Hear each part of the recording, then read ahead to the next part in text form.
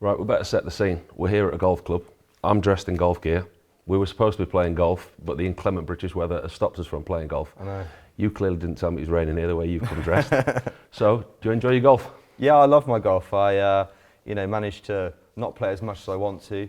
For me, I'd love to play a lot more, but because of the busy schedule and the amount of times we're away on weekends and stuff, and get 2 days at home, I owe it to my family to spend them 2 days with them. But I think this summer I might be able to get out a bit more. You know, Nathan Aspinall plays a lot as well. And Do many of the boys play, do they? Yeah, Nathan Aspinall plays a bit. He's pretty decent, to be honest. So we're gonna try and get out a few times. And I was hoping to play I was invited to play in the Live Golf Pro-Am as well, which is in the JCB. But again, it's on the same weekend as the match play, so I can't. I played in the Betfred British Masters, the Pro-Am, and I can honestly say the amount of sporting events that I've played in stadiums full of hundreds of thousands of people, stood on that tee in front of 50 people. The way that your sport and golf is so individual, is it the same type of mindset when you're playing golf? Because I hate it, stood on a golf tee in front of people. Yeah, I think it is quite similar. I think I've had experiences of that, when someone lets you through and they're really good as well, and you're thinking, oh God, please don't, top this or anything. But it is, I think the similarity between golf and darts is your first 3 or 6 darts, your first tee shot, you always feel a bit nervy. But once you hit that first shot, once you throw them first 3 or 6 darts, you feel comfortable then, you feel you're in the game, and you feel relaxed. So I think them aspects of it are the toughest part. When you walk up on stage and them first 3 or 6 darts, no matter how experienced you are, you always feel a little bit uneasy, a bit even nervous. now? Even now, yeah, even now. I don't know why that is, it just is.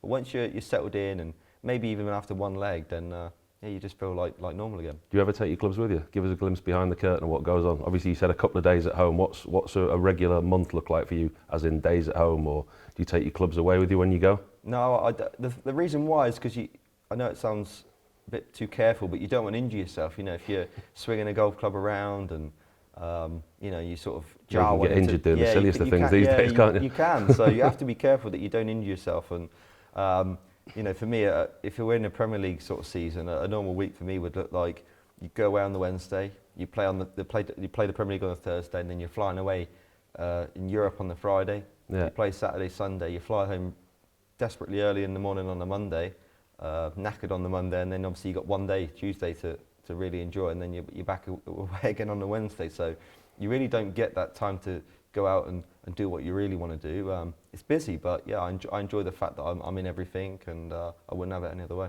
And you're practicing and everything. Does that suffer sometimes because of your schedule? I mean, you look at what you've done. You've been New York recently, Germany recently, and now you're coming up to the Betfred World Matchplay. How does the practice look in that schedule? Yeah, I do think that you kind of don't get to practice as much as you want to. Like, of course, you're playing a lot, so that is your practice, but there comes moments where in the week you got, say, if you do get 3 or 4 days off, you tend to not practice as much, and then I feel like I've neglected mine a little bit this year. Do you really? Do you not allow yourself days off? Do you not think, do you know what, I've done enough at the moment, I can have a day off, or do you think I need to keep going? Yeah, I do think you should have a day off. One thing I think I've neglected it a bit too much. I'd have 2 or 3 days off, and right. It's not being lazy. I just think sometimes when you're playing so much, your mind is just like, I don't want to throw any more darts. I played darts 4 days this week. Yeah.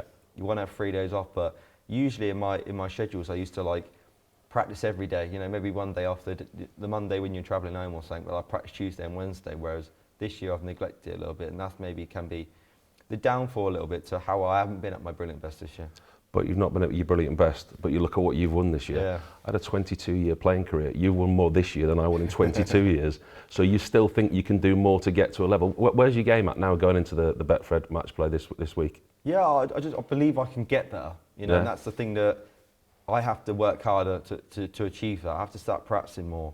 I can't sit back and go, I'm not getting any better, but I'm not practicing. That's my own fault. So I have to make sure that I'm working harder and practicing harder. And these are tournaments that I relish, these big long formats, the long days. You like the longer format? Yeah, it suits me. It really does suit me because of, it's, once I get in that rhythm after 2 or 3 legs, which sometimes I'm a slow starter, that's when I'm tough to pull back. And, I'm not unbeatable. I've seen many people beat me, but when it's long format, that makes it harder for the other players to beat the likes of me, to beat Luke Littler, to beat Gern Price.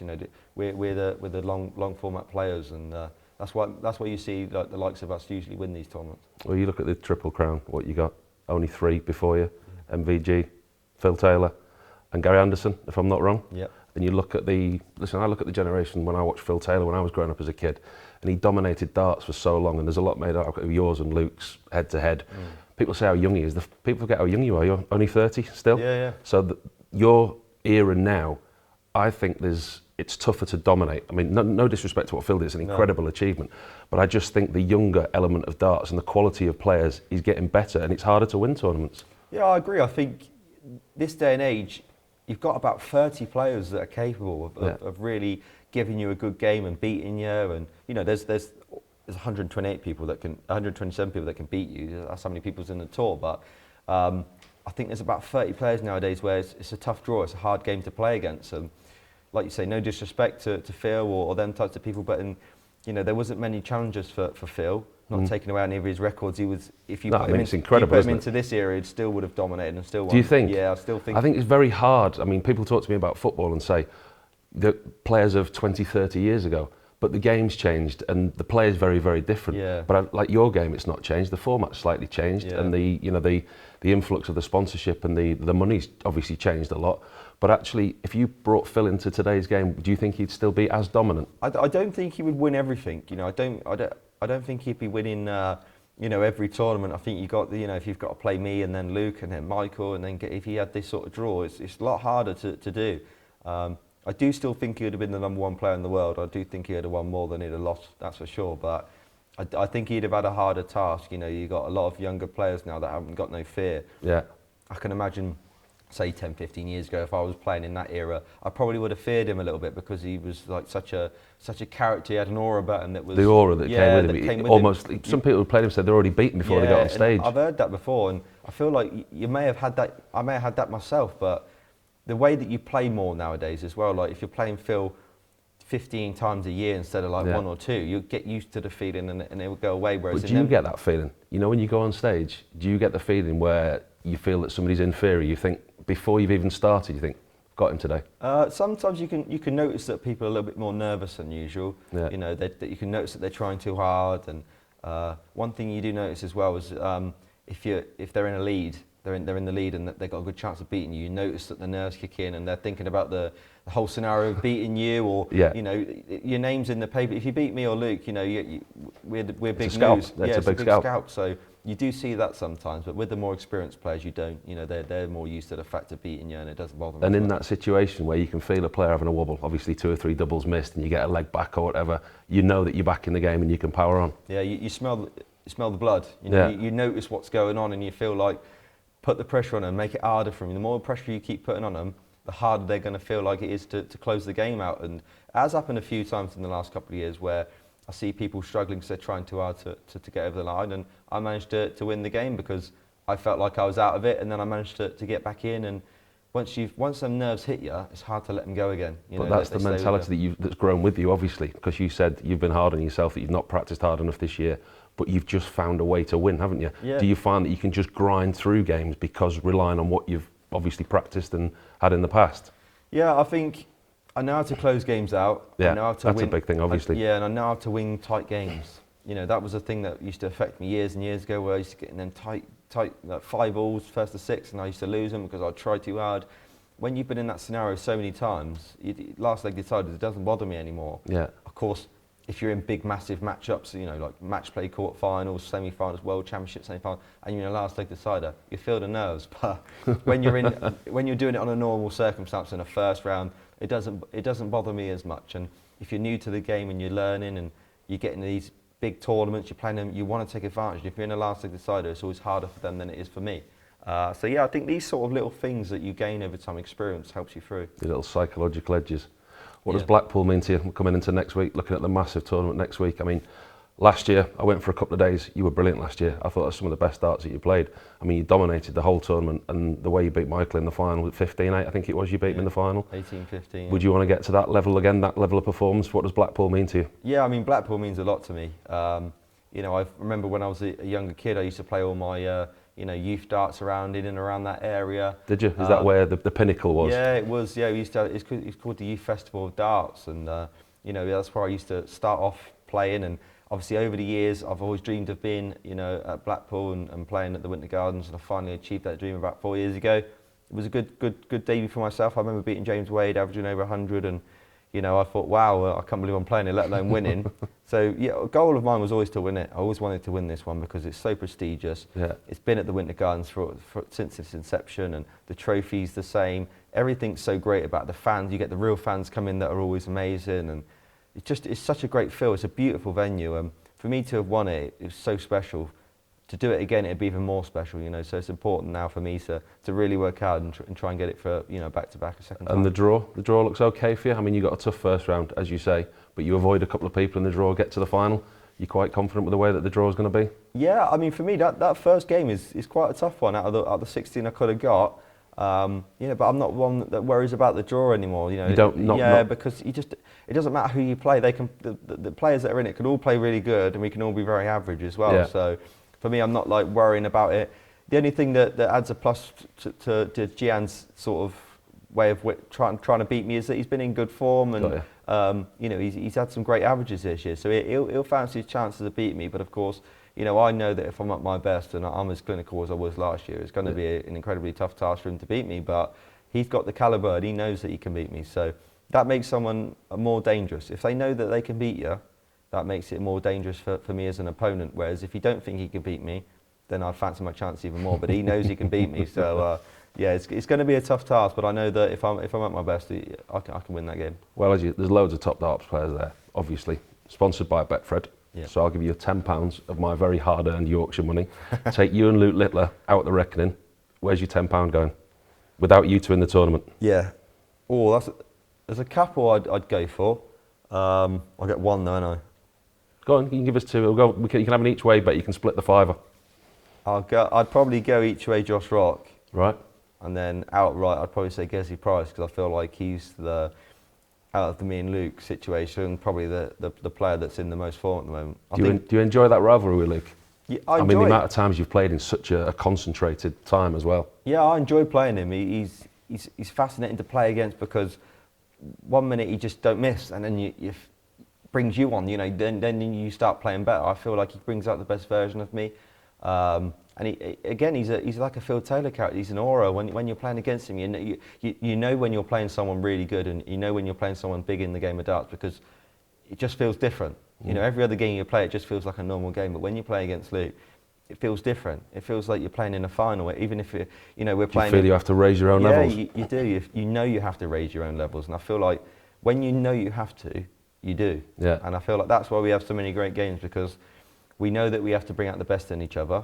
You know, if I don't play well against him, he don't win, and if he don't play well against me, he don't win. So I just enjoy the fact of everybody likes watching it, everybody enjoys watching it, and I'm hoping that it's a rivalry that will go a long way over the next 5 to 10 years. It's going to go for a long time, isn't it? I mean, like people said before about Luke Littler's age. I mean, you're still a baby yourself in terms of sport and the development. But I mean, you look at what Phil Taylor did for the game, and you look at what you two can potentially do for the game for the next however many years already. MBE.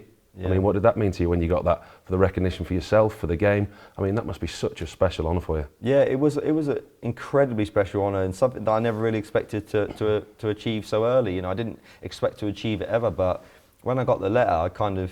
Is that how it came? Is that how you found out a letter? Yeah, it was a letter from... I wouldn't know. It was in a proper letter, it said like House of Cabinet or something on it, Cabinet, something like that. And I'm thinking... I said to no prior warning, no nothing? No warning or anything. And I said to my girlfriend, messing about, this must be MBE in the post, obviously, you know, having a joke. And I opened it up, and it was. There it was, yeah. And I kind of felt very lucky to have got one, because I know that a lot of people out there that have deserved one that ain't got one yet, and there's a lot of people that have earned one, that have won so much more than me. But I think for me, my journey and the way that it's not just been plain sailing, I've had to go through a lot of mental health struggles. You've been quite open and honest about that as well, which has obviously helped a lot of people along the way. And I think that that's sort of gone in my favour. And it's not just about winning all the tournaments I've won. It's about... Was it a good day? Did you have a good day? I've not been for the... No, when you got the thing, celebrations? Yeah, well, it was just the day after I got back from the tournament. I'd only had about 2 hours sleep, so I was quite tired. It did perk me up a little bit. Yeah, I went and had a sort of a celebration with my mum and dad, because obviously that's a special moment for them more than anybody. Obviously everyone's proud of me, but my mum and dad are obviously more proud of me than ever, because something to see their son get an MBE, and obviously they're going to be with me when I do get the MBE. It's going to be very, very emotional for them and very special, because it's not every day that your son gets to pick up such a prestigious award. Would he swap it for a Premier League title with Leeds? I don't think, not you, your dad. Oh, my dad, yeah, maybe.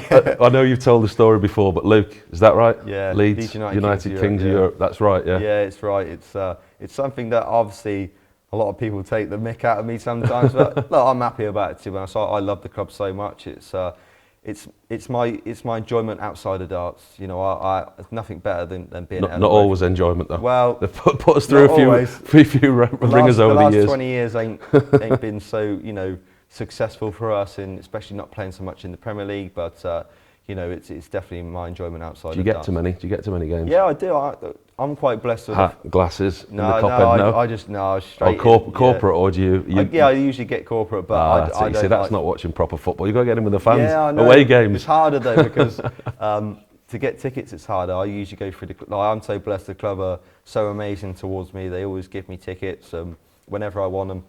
They look after me. We've got a great relationship. So for me, it's always great to go. Just going down the road is just a nice. It's like relaxing for me, even though it's not watching Leeds play, but it is, because I just love watching football and I love watching Leeds play, and I'm hoping this year that I can get to many more. Good. Listen, I've met you a couple of times now, but speaking to you today, you seem in a really good place. You seem calm, you seem happy, you seem relaxed. Family's in a great place. Darts, you said it could be better. What next? What does the year ahead hold? Yeah, I think for me, obviously this year's already been a success. I've already achieved, 2 big major tournament wins, won the Premier League, won the big one. I wanted to win the World Series, the US Darts Masters. I'd sit here and say anything else is a bonus, but when you're at the top of the game, there's no bonuses. I need to go out and earn and win more, and I want to stay world number one. That's the main goal. Yeah. At the end of the year, obviously I think for me, I'd probably have to win the World Championships this year again to be world number one. So yeah, I think I'd love to get that World Championship back and then stay at world number one, because I feel like over the last 18 months, I've probably been the most consistent out of everyone. Winning 8 major titles in under 2 years is obviously insane, and not many people have ever done that. I think Phil and Mike are the only 2 that's ever won that sort of amount of major titles in such a short space of time. Your meteoric rise, it was so quick. Yeah, and it happened so quick. When that first one came, the others just quickly joined after. So for me, winning the World Championship, staying world number one is the ultimate goal for me to end the year off right. And it starts next week in Blackpool. It does, and this is a big one for myself as well, because obviously I'm defending a lot of money this year. I've got the Grand Slam, the Grand Prix, the Players' Championship, and the Worlds to defend. So this would be a decent start to defending all that. Well, good luck. I'll see you in Blackpool next week. Thank you very much. Thank you for your time. Thank you.